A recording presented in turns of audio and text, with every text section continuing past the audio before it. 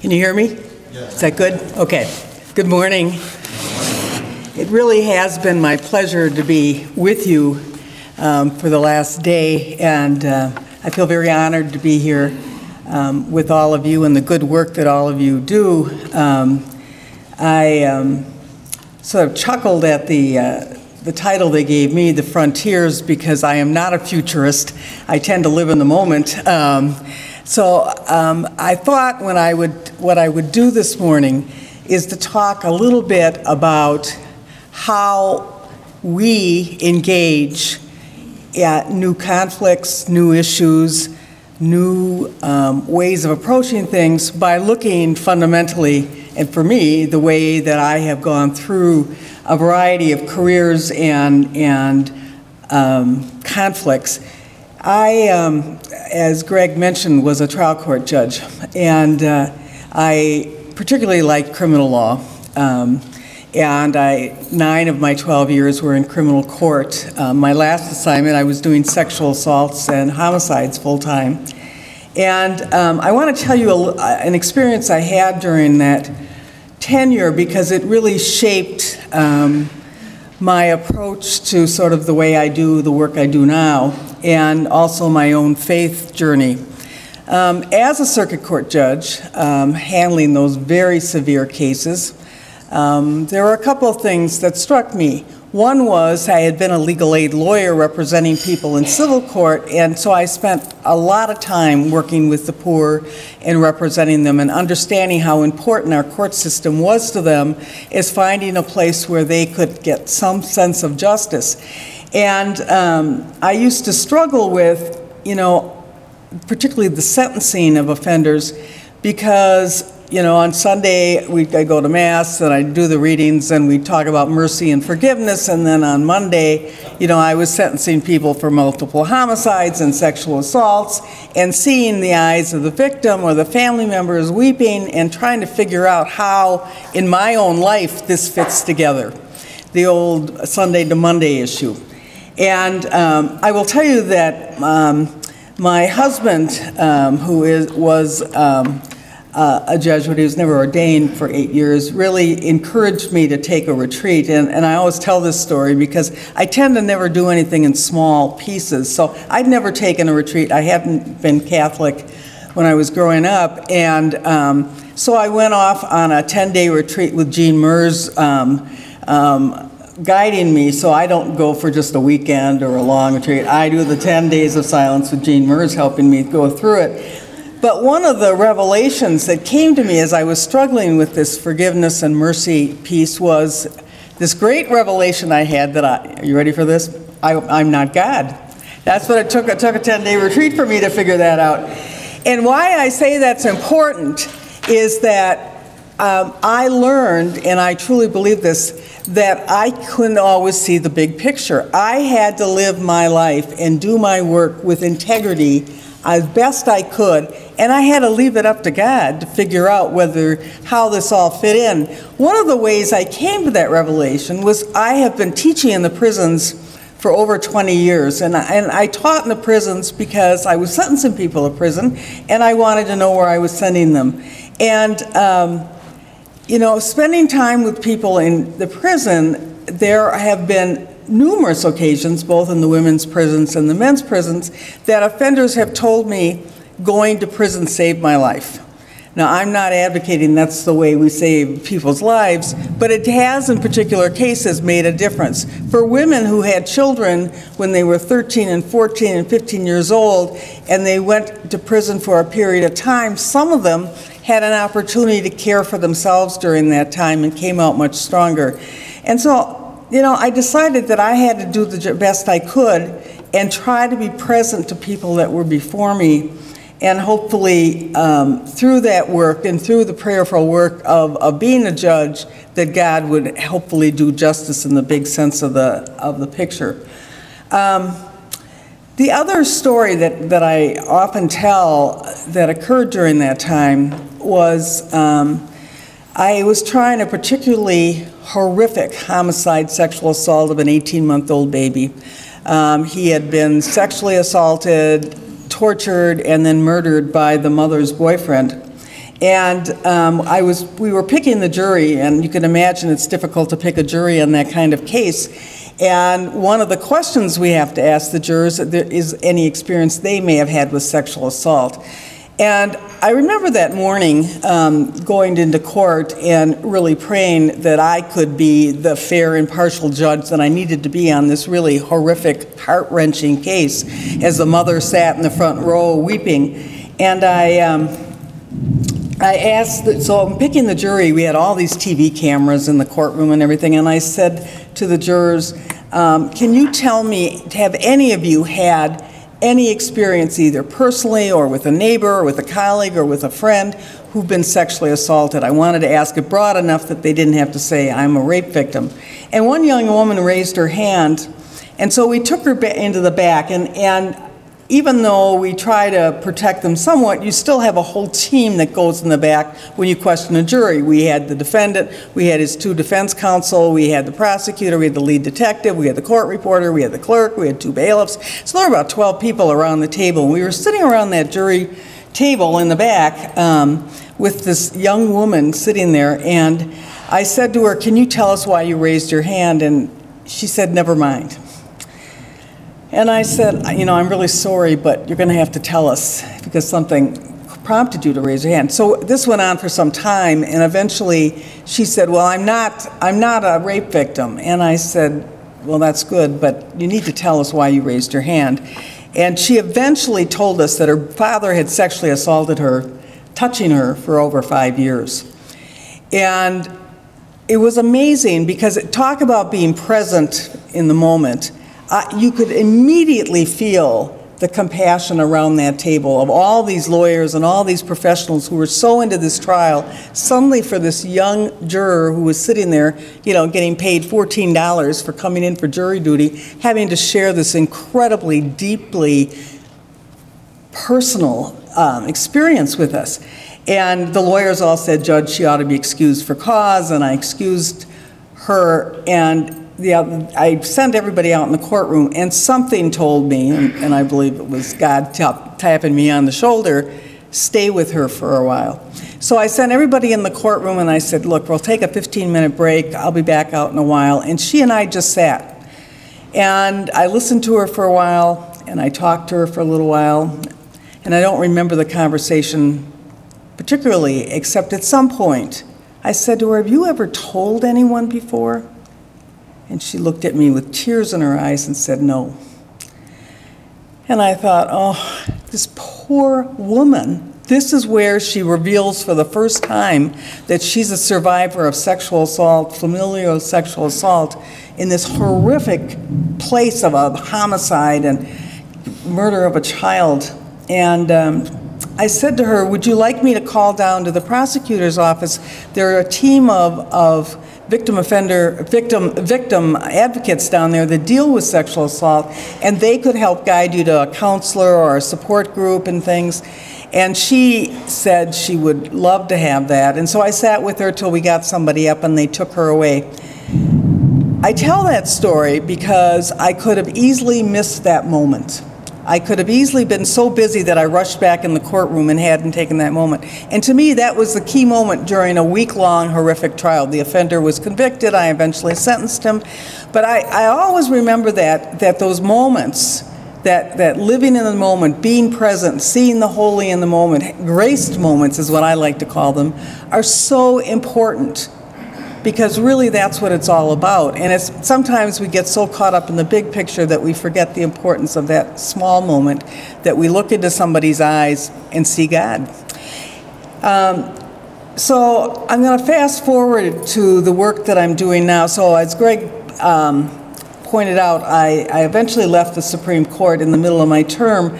And I left in part because I went on a spiritual, vocational journey that took over a year with spiritual direction. Andy Alexander knows much of that story. And I eventually decided that I was not where I was called to be on the Supreme Court, and I left the Supreme Court. And I wanted to deal with conflict and work with the poor and be with people that I could listen to and hopefully be present with and learn from. And I eventually, although I did some civil dispute resolution, which frankly is not that different from the criminal resolution, I experienced a circle in a prison. And I tell you that because when I was a circuit court judge, I heard about restorative justice, and it sounded like the craziest thing I ever heard. When would a victim of a crime, particularly a violent crime, ever want to sit down with somebody who's raped her or murdered her son? I couldn't imagine that. And so I had no interest in restorative justice, and somebody asked me to come and participate in a circle in the prison where I was teaching, and that experience totally transformed me and has changed my life. And as a result, that's almost all I do now is restorative justice. So I want to talk about this circle work a little bit, and I'm going to tell you a little bit about the prison experience, because I think that the foundation of the work in this field really shapes the potential for us getting into all sorts of fields. Because despite all the different growing kinds of issues and conflicts, whether they be political, whether they be cultural, whether they be neighbors, whatever they are, there are some foundations to how we approach people and how it is we live our faith and how it is we recognize God in others, and hopefully that we can be the holy for somebody, but yet we can also experience those graced moments. How many of you have participated in circles with talking pieces? Okay, not many of you, so I'm going to briefly talk about that. The circle is really based, that part of restorative justice is based on Native American traditions. Although the Lakota Sioux have historically done some circle work, the Navajos have done a great deal of it, continue to do it, a number of other tribes do. And it's a methodology of sitting when people are in conflict or having to make difficult decisions and trying to have everybody's voice be heard. The idea is, and it's that concept of the natives, that we're all interconnected, that we're all part of each other and we're all part of the earth. And they use a talking piece to be able to facilitate the dialogue. And some tribes will use an eagle feather because of its spiritual meaning. Other people use a talking stick, and I'm going to talk about that in a moment, that has deep spiritual meaning. And the facilitator, the circle keeper, the one that's leading the circle, really will ask a question, and I'll tell you more about that, and then the talking piece goes from person to person. And what happens is that when you can only speak when you're holding the talking piece. And when I'm talking to people not in a faith community, I'll say, there's something magical or even mystical, but it really is a spiritual experience with that talking piece for a couple of reasons. One is we all live in a world where our brains are working faster than our mouths. And we all know that we tend not to listen to each other, right? When's the last time you were with somebody you're close to and you said, "What are you doing tonight?" And they said, "I just told you 10 minutes ago," right? I mean, we don't listen to each other, we're always thinking. Or the last time you tried to tell somebody that your mother was sick or something happened, and before you got 3 sentences out, they were telling you about their sick mother or their problem. Or those women in here who've been pregnant, that the minute you start saying something about your pregnancy, you hear 15 horrific pregnancy stories from someone else. We all tend to keep talking, and when you're in a talking circle with a talking piece, you can't do that. You have to just sit and listen. And the other thing is, there is something about holding what is a holy piece for the natives that causes people to open up their hearts and to speak. And to give you that sense, I'm going to read you parts of a letter. The year after Katrina, some students and I went down to New Orleans, and I was staying in the 9th Ward with some nuns, and they had this beautiful talking piece, and I asked them about it, and there was a woman that had come right after Katrina, a Native American from Arizona, who had made the talking piece. And so I wound up being in communication with her, and she said she'd make me a talking stick, but I had to answer all these questions. And she was emailing me. I never met her. I emailed me about my work and what I thought. And then the last question she asked was, why do we live and why do we die? Well, that's a question you can't just kind of send an answer to. It took me a long time. But eventually I answered it, and she wrote me this letter, and some of this it's about me, and I apologize. I mean, she was very, very complimentary. But I want to read the letter because she describes the talking piece. And the important part of this is the sacredness of us being together with all people and listen to each other. She wrote, "Dear Janine, there never was any doubt that your life is far more worthy than most of us to use the simple native tool in your work. The key word here is simple. I surely aggravated you repeatedly with my constant questions and scrutinizing as I searched for the simple prayer of your heart. It is a good prayer. Excuse me. It was a good prayer, not that I have any authority to judge the prayers of others. I surely do not, but I believe you pray from a lovely place, a kind of tabernacle of a refined Catholic soul," and I will say she was Catholic as well. The Seneca believed that communication needs to be very simple in order to be understood. I'm not a good Seneca because I'm a writer and I use the English language as my tool. So much for simple. Did you know there are no curse words in Seneca? If you're afraid or angry at someone and you want to scare them away, you simply growl, and that usually does the trick. It runs off humans and every sort of animal. Humans will usually give up any assault or challenge if they believe the other person is crazier than they are. Some things in communication are just plainly authentic, like weeping, growling, smiling, laughing, sobbing, or falling asleep.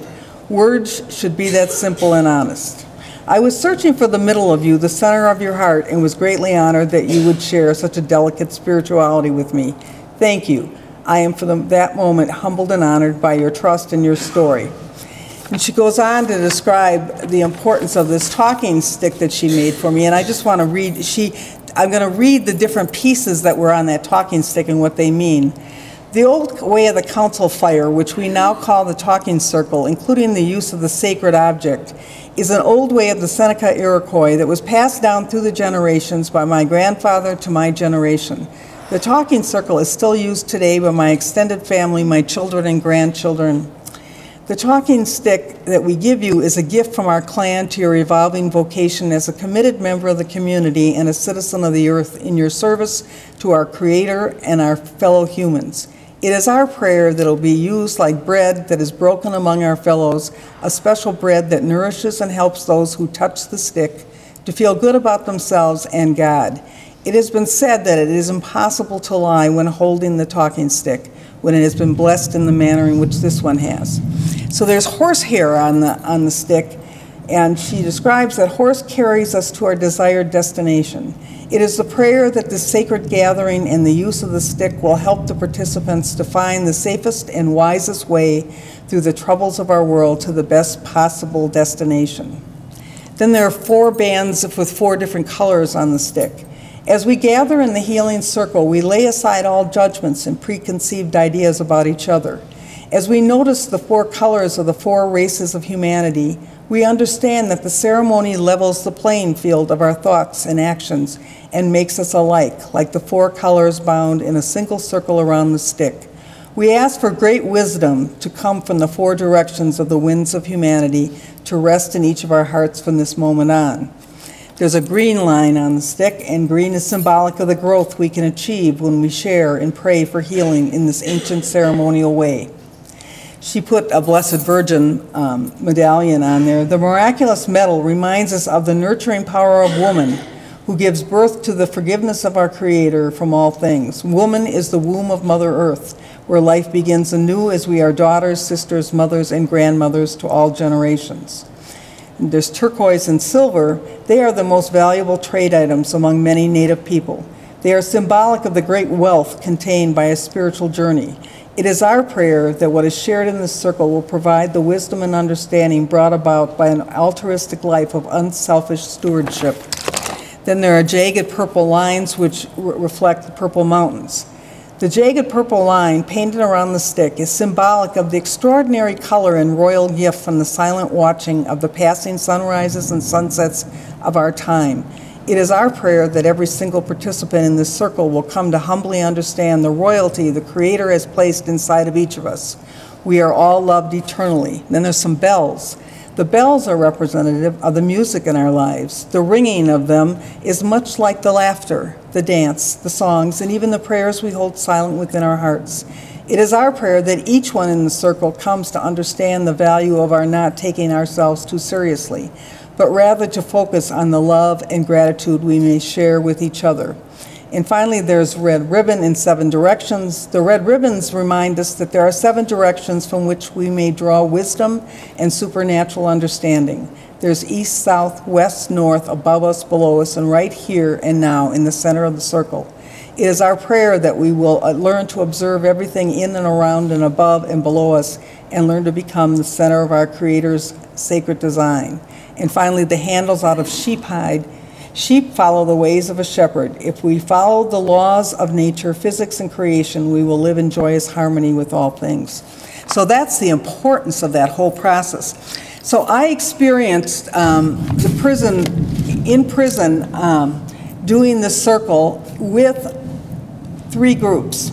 When you talk about restorative justice, and Mike talked about it quite a bit, but it's often depicted by a triangle.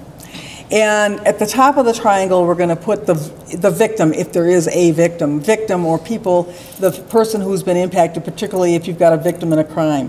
One point here is the community, and the other point is, for lack of a better term, the offender. And what you look at is the interconnection of the victim, and people can change roles in this triangle, but the victim, the community, and the offender. And there are 3 fundamental questions in restorative justice. Who was harmed by whatever happened? What was that harm? And how do we go about repairing the harm?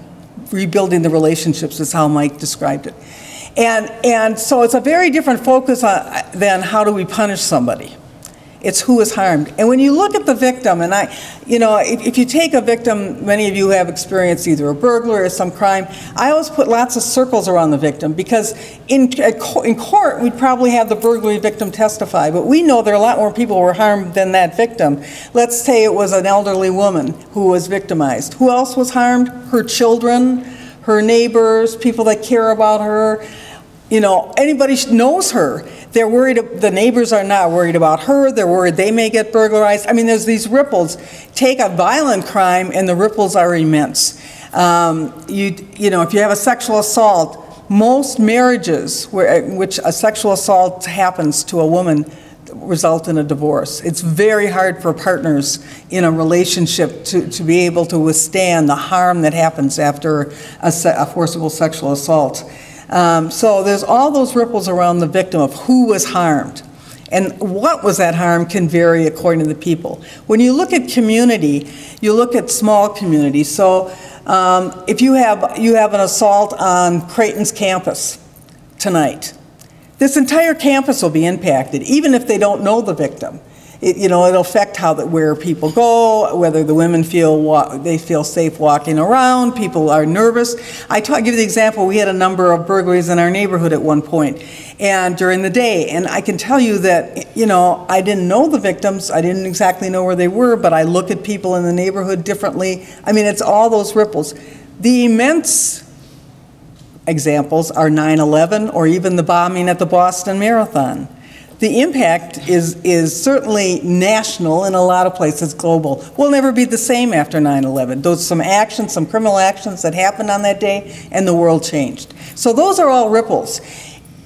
When we look at the offender's treated differently because there is a piece of accountability in there for him or her, and they're the ones, presumably in this paradigm, that made the choice to at least do the action. But there are people all around the offender, and many of you work with some of those people, Mike in particular, their families, their children, their colleagues, so they too, and those people are always forgotten in terms of the system. So who was harmed? And when I work in prison with offenders in the big circle, we make charts of all the people that potentially get harmed in any given crime, and it's immense, it's endless. And so who was harmed, and then what is the harm? The physical harm that happens to people in most cases is minimal compared to the psychological harm. A burglary victim may have lost some items, but they no longer feel safe in their house, they no longer trust people, they may not like their neighborhood anymore. You know, even somebody who's just had their car stolen can be truly traumatized by it and wondering, you know, about how safe it is in that neighborhood. So you look at what that harm is, and then the third question is about repairing the harm. And there are different processes, and Mike referred to those a little bit yesterday, on how you approach those questions.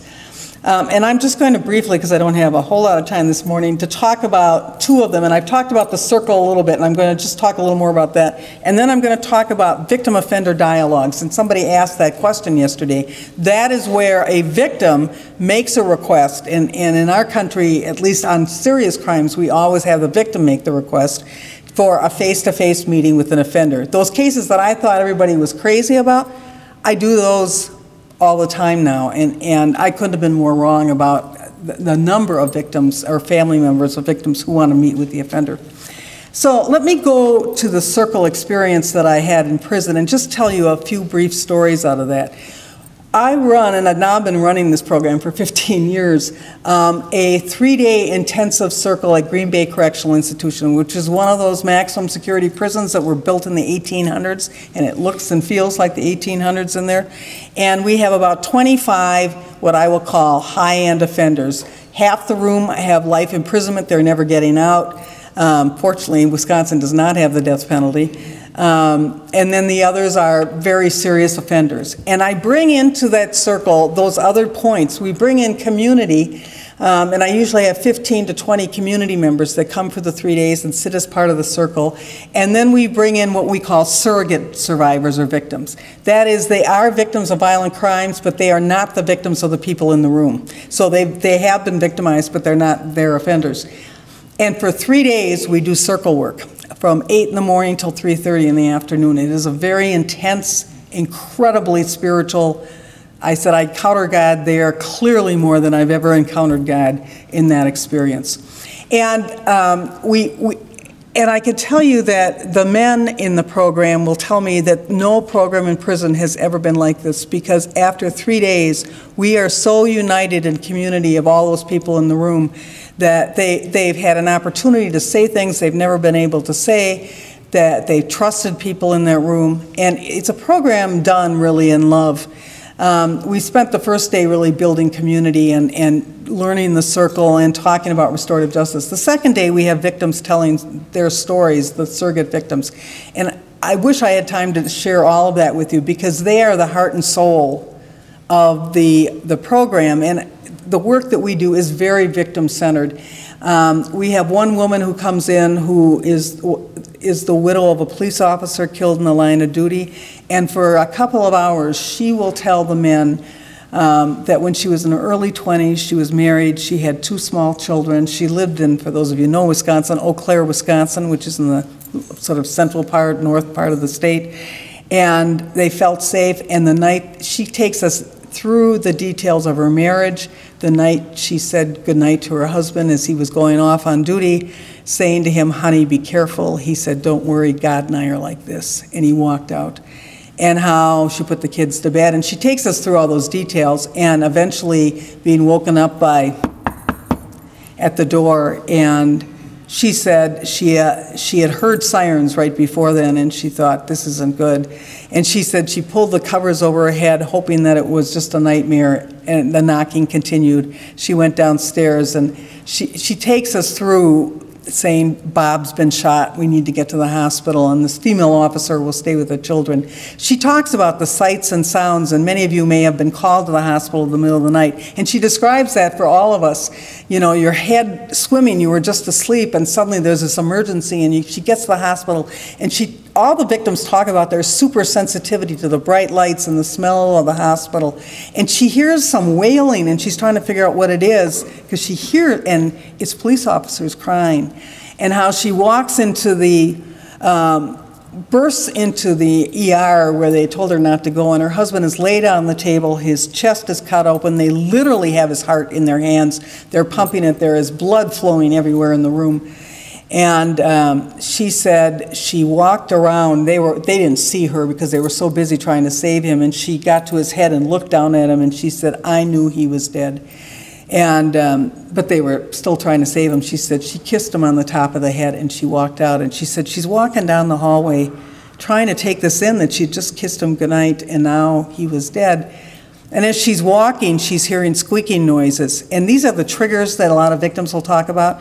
And she's thinking, what is that noise as she's walking? And suddenly she looks down and she has tennis shoes on. She's tracking her husband's blood down the hallway from the room. And to this day, it's now 30 years later, if she walks across a linoleum floor or a gym floor with wet tennis shoes, she's back there. She has that trigger of thinking about her husband's blood. She takes us through the funeral. She takes us through one night when she almost driving took her life and her children's life. She was so despondent, so enraged, so overwhelmed with grief. And I just thought of her when we were saying the Our Father, because one of her stories is, she said, I've said the Our Father thousands and thousands of times, and one night was probably about 6 months after her husband was killed, she was saying the Our Father with her children, and she got to the part about forgive us our trespasses as we forgive those who trespass against us. And she said, she stopped and said, you don't mean this, God. You don't mean I forgive the man that murdered the father of my children and my husband. You can't mean that. And she's very funny woman. She said she went and got the Bible and looked at it to make sure that's what it said. And she said, I cried out, God, if you want me to forgive him, you better show me how, because I don't know how to do this. And I always think of her when I say the Our Father, and if next time you say it, think about how there's a pause between forgive us our trespasses as we forgive those who trespass against us. It's kind of like we don't want to connect those. We don't want to be forgiven as God, we don't want to be forgiven as we've forgiven, because we're not so good at it. And then there's another sexual assault victim, a woman who's a school teacher who was jogging, was 8 weeks pregnant, had a gun to her head suddenly when she was jogging and taken in the woods. And she takes us through the whole brutal rape and describes for us the worst thing for her was this guy continued to have the gun either on her head or her side and kept threatening to kill her. And after he raped her, he told her to turn her head, and he put the gun right to her temple. And she thought, that is the moment I'm going to die. And she says, I know every time I read an article about somebody who's been raped and dead, left on the side of the road, I know exactly what they were thinking before they died. They were thinking about their family, because I thought, this is what my daughter and husband are going to remember, this nude body out in the woods. Obviously, he didn't kill her, and she takes us through our story. Well, their stories, we then do the circle, and I can tell you that it triggers such incredible stories from the men and from the community members that it is unbelievable. And these men and community members have never heard, and I can tell you, even as a judge, I never heard stories like that. We heard what could be admissible in court and not admissible in court in a few minutes of sentencing. And that transformed, and the men open up, and everybody opens up. We talk about, and the idea is not to make anybody feel bad about the harm, it's to understand it and give it light. And I can tell you that working with victims for a long time now, and I think any kind of work we do, doing that ministry of presence and letting people tell their story uninterrupted is a critical piece, regardless of what the frontier is you're in. Because they rarely get that opportunity in a safe place to be able to tell their story. And they continue, people that have been deeply harmed, they tell me over and over again that is so critical. And frankly, the men have that opportunity they've never been able to tell. And they can't believe, what they say is they become soft. That they share things they never could share on the cell block, where you have to have that mask on. They talk about that tough mask. Now, the funniest story, I'll tell you, and it happened last time I was in Green Bay last spring. They do a follow-up circle after the weekend after we do the circle, and one of the guys was talking about me in the circle apparently, and he said, I can't believe that judge came in and had us engage in pillow talk. And I just, the whole concept of these guys that are in there for homicide and everything talking about pillow talk is kind of just funny. But that's, they have never had that opportunity to share like that, and they feel safe enough. And we have never had a violation of any of the guys using stuff that they heard about other inmates out in the general population.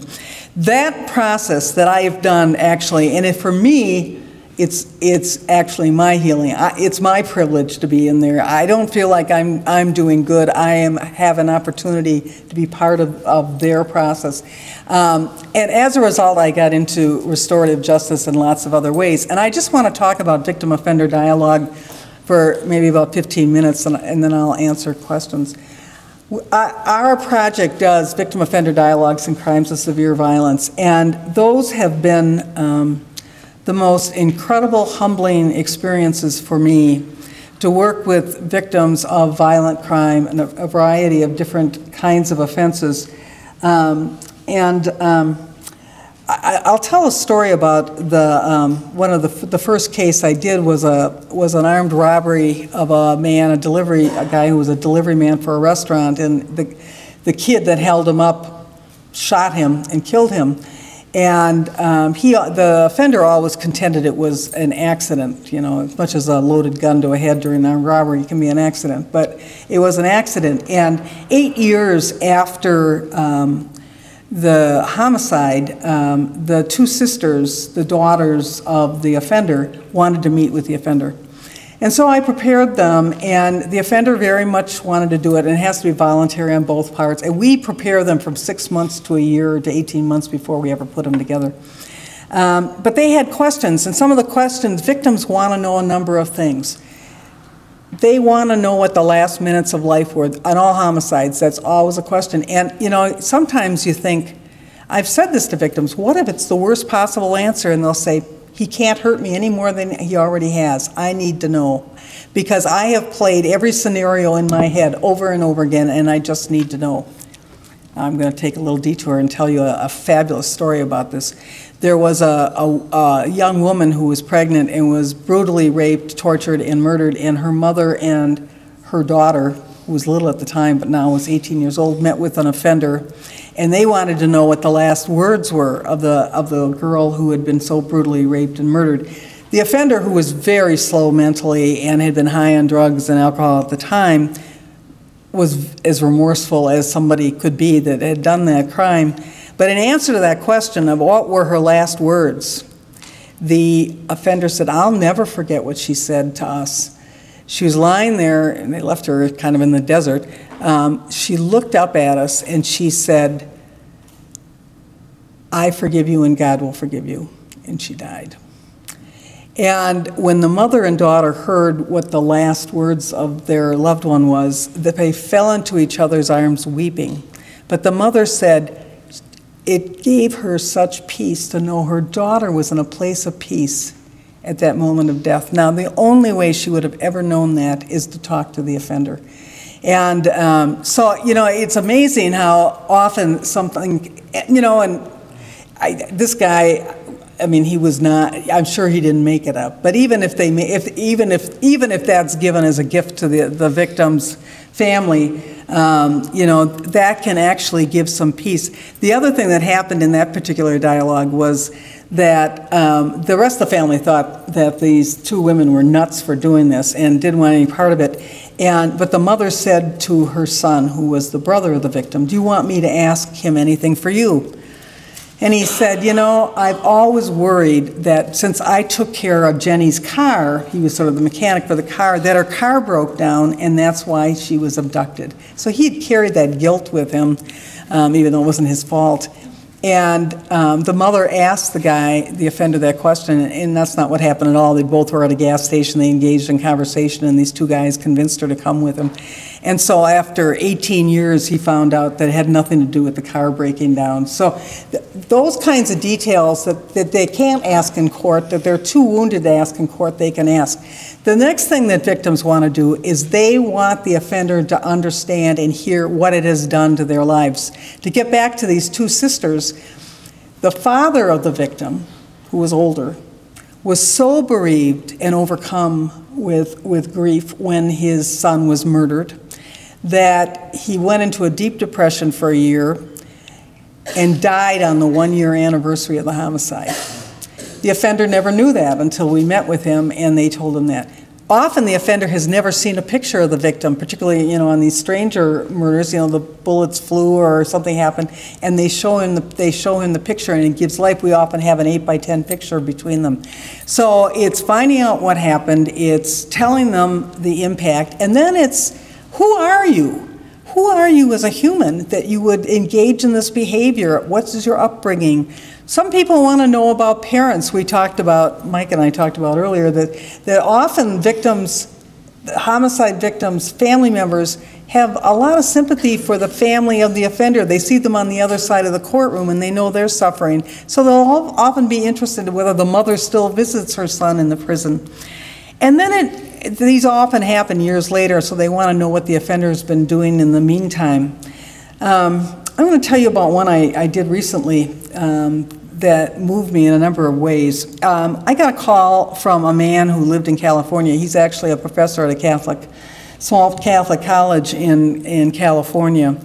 And he called because, like 47 years earlier, I think it was, his sister was murdered when she was 8. It was a family of like 8 or 10 kids, and they lived in Racine, Wisconsin, which is south of Milwaukee.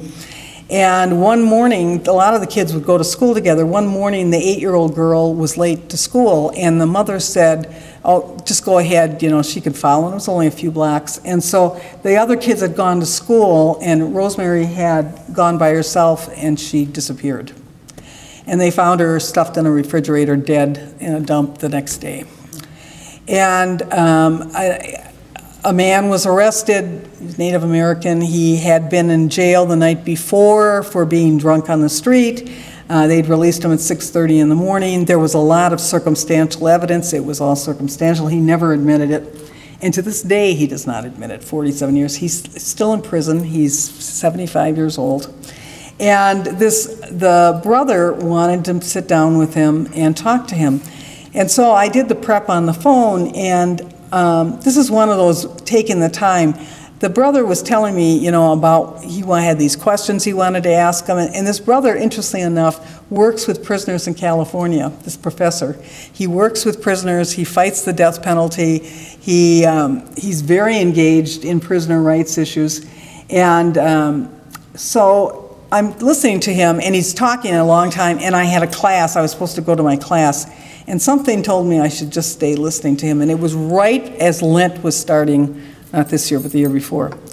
And I said to him, "So why do you want to meet with him?" And his answer was, and it was sort of my Lenten message, was, Rosemary walked alone to school that day, and it happened to her. I want to be able to walk that walk with her. And it was such a strong message that he wanted to go back and walk that walk. Well, we eventually did the victim-offender dialogue, and usually the rule is we never do it where the offender still denies. But I decided to do it in this situation because they both understood where they were, and they wanted to have that dialogue. And, the offender wanted to tell his version, and this professor wanted to see him and look him in the eye and talk to him, which they did. And the professor brought pictures of his little 8-year-old sister and talked about the family, and his mother went into a deep depression and stayed in the bedroom for another 1.5 years afterwards, and all the things that happened. And the offender he doesn't admit it. There's more evidence came to light which even shows more strongly that the offender did the crime. I don't know whether he did it or not. The professor was willing to listen, but he wasn't convinced. And so they said goodbye, and it was not one of those where they hug and everybody forgives everybody. And as I was driving home with the professor, I said, "Are you sorry you did that?" And he said, "No." He said, "I always thought if I looked him in the eye and told him about Rosemary, he would admit it. Now I know he's never going to do that, and I'm at peace with it." And and I talked to the offender later and asked him, and he said, "No, I'm glad I was able to tell my story." So, they aren't all, there are stories where there's forgiveness at the end, but many of them, some of them are not. To get back to my 2 sisters and the armed robbery. So we had a long discussion, and 2 of the questions they wanted to know was, 1, did their father struggle? And 2, did their father fall face up or face down. And that was just important for them to visualize it. So we did the whole dialogue. He did not struggle. The offender said, he said, drop the food, and the gun went off at that moment. He said, I don't know how he felt because I ran the minute the gun went off. We got to the end, and we spent a lot of time talking about what forgiveness is. And one of the sisters hugged him and said, I forgive you, and I believe you. And the other sister didn't say that, but she said, tonight I'm going to hang my father's picture back up on the wall. For 7 years, I've not had it up there. Tonight I'm putting it back. To me, which is sort of the energy expression of forgiveness versus the words. The interesting thing is he couldn't answer about face up, face down. And I went back to Marquette that night and had a class, and I had permission of the parties to generally talk about what happened but not name them because the sisters hadn't told their brother they were doing this. And so I told the story, a little bit about the story in class, and a guy came up to me after class, and it was clear he knew about the case, and I felt badly because he recognized it, and we went through back and forth, and he said, it's Mr. Miller, now this is all public, and I said, yes, and you can't tell anybody and everything. And I said, how do you know that? And he said, I was the first police officer on the scene that night. No longer a police officer, no longer living the scene. He happened to be the first officer, and I said, how did you get there? And he said, we heard the shot. And I said, you would remember if he's face up or face down? He said, sure, he was face up. I called those sisters an hour and a half after I dropped them off with the last answer to their question. And I can tell you that there are these experiences that happen in these meetings all the time. Recently, I did a victim offender dialogue between two men from the central city of Milwaukee of a crime that happened again 30 years ago. And the victim is a DNR, or Department of Natural Resource officer, used to be a deputy sheriff. He's the only man of color in our Department of Natural Resources. Wonderful guy. When he was 14, his father owned a liquor store on the north side of Milwaukee, and during an armed robbery was shot between the eyes and killed. And he wanted to meet one or more of the offenders that were involved. And this one particular offender has actually been released from prison, committed a new crime, and back in prison, so he was in prison. And this victim took 2.5 years to prepare, and I just was privileged to go on this forgiveness journey that he went on, and he read books on forgiveness, and he really wanted to forgive. And I always talk about people in their heads wanting to forgive, but they're dragging their hearts behind them, and it's trying to meld that. And eventually he took a trip to the south part of the country to meet family members that he'd never met before. But eventually we did the victim offender dialogue. And he brought a picture of his father. And the problem was that the offender tells a very different version than the police portrayed. And so they were kind of going back and forth about what happened. And the victim said, you know, I don't care what happened. My father is dead at the end of the day. It doesn't matter to me anymore. You know, and I just wanted to say, I forgive you. And the offender kept saying, but it's important you believe me that this is what happened. So they went back and forth about that. And he had never really seen the victim's face, so he really looked at this guy's face and said, you know, your dad really looks like he was a kind man. And you know, the offender talked about how this homicide changed his life, that he was not the trigger man. He happened to be there, but he was not the trigger man.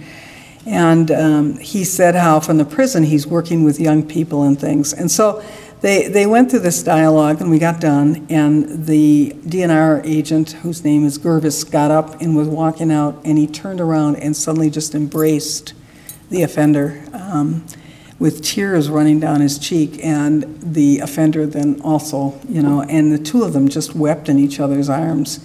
And the offender said to the victim, I'm dedicating all the work I do with kids to your dad now. And, you know, I mean, if that isn't the holiest of moments to be able to see that, there are hundreds of those stories. And what I've learned from those stories is the conflicts, the little conflicts I see every day, whether it be in the workplace or working among agencies or working with people. And I think, you know, when people are so far divided, that by quietly listening to each other, by finding a safe environment, by helping to facilitate those dialogues, all of us can create some peace among people so that they can work together. And that really is the heart and soul. And I'm not very good at predicting what those new frontiers are, but I can predict that there's going to be huge conflicts as we do our work, whether it's political, whether it's cultural, whether it's, you name it, we've got it. But I think when we look at St. Ignatius and the things he called us to do, to be able to see God in others, to be able to reflect, to be able to live moment to moment, I think, we will find that we can help be an instrument to help God bring people together in a peaceful way. I'm going to end by just telling this is a sort of a story that I smile at. When I do my prison program, on the third day, we talk about, okay, how are we repairing the harm after we've heard all these horrific things for 2.5 days? And what I ask is everybody to make a commitment to do one real specific thing that helps the community or helps somebody else. And it can be simply writing a letter to their grandmother. It can be anything. And one of the things, it's sort of my Ignatian background, one of the things I always share with them is I talk to them about an examen. And what I say to them is, you can do this lots of different ways, but this is what I find helpful to me, is to sort of do the reflection and go through the hour by hour the day before and reflect forward. And so I explained that all to them. And I had an offender raise his hand and say, I do that too. I thought, wow, that's really, he explained it to me, but he also wrote a letter afterwards. So I'm going to read you his letter because it will make you smile. And I don't know if this is how St. Ignatius came to it, but this is what he wrote. Dear Ms. Geske, as I begin this letter, I can't help but to reflect back to that last afternoon of the restorative justice process when you spoke of how you use certain religious procedures to sort of help you navigate your way through certain days by rewinding, in a sense. That's what he called it. If you'll recall, I spoke about my own rewinding method that I've been employed along with my daily prayers at night for nearly 20 years. I also divulged that I initially began rewinding because I played a lot of poker at one time in my life, and most nights I lay down to go to sleep. Some hands that I'd lost during the days, during the poker game, would come to haunt me, so to speak, and I would analyze what I did wrong or what I should have done to maybe have gotten better results. Well, eventually the rewinding of the poker hands revolved into including other events of my day, and at some point the rewind procedure just naturally included the entire day, from getting out of bed to the very moment I fell asleep, and the very moment I began to pray. Anyway, overall, I've never met anyone before who expressed a similar rewind type experience until you touched on it. And as I stated, it's something that's been a tremendous help to me in helping me recognize my shortcomings during each day. Ms. Geske, I thank you from the bottom of my heart for everything you've put into making this a very successful and worthwhile program. So I don't know if St. Ignatius played poker, but I think it's pretty interesting that what happens in a jail cell can be pretty miraculous. And I think we've heard a number of things over the last couple days about the globalization of indifference and the busyness. And we all know, and I'm as guilty as everyone else, we go out into that hallway and we've all got our phones out and we're checking our messages, and we all do it. But I think what's really important is remember the core of this Ignatian spirituality and the importance of taking that quiet time to grabbing onto that moment, to create that space, that safe space for the people we work for and for ourselves, to be able to experience God, to be able to experience what's happening, to see those special moments and be able not to lose them in the busyness of our days. So do you still want me to take some questions, John Seeley? Do you want me to take a couple questions? I've gone a little long. Okay, if anybody has any questions, I'm happy to answer them. Okay.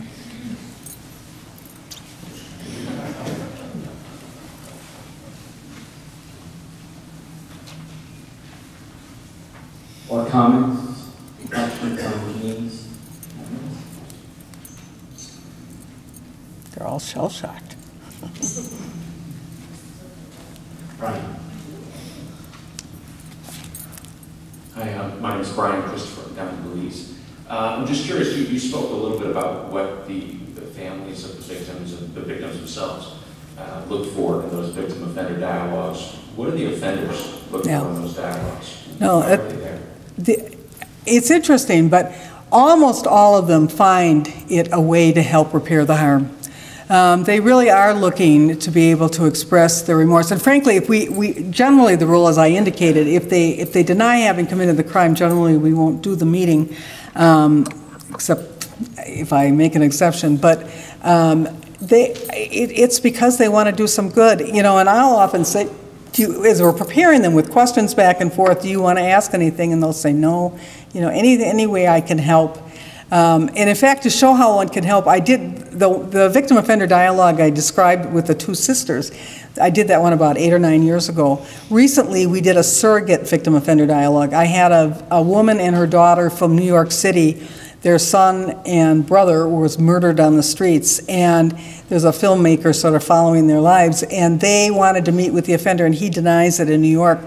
So they actually came out to Wisconsin, and we did a surrogate in that they met that offender, the one that I described to you, and we did a surrogate, so they each got to tell their stories to each other. And I can tell you the offender was so excited that he was able to do good to help another victim. And to be able to communicate. It really is about trying to do some healing. And, you know, and also most of these offenders do live with the guilt of what they've done. And it's a chance, whether it's forgiveness, it's a chance to feel that there's some moving up to a higher period of peace for them as well. And I've never had an offender or victim say, I wish I hadn't done that. You know, I always say there's no closure on these crimes. That's a bad word, by the way, because there isn't closure. There's life before and life after, but if people can just get to a higher level of healing, it's a success. Well, thank you very much. I've enjoyed talking to you.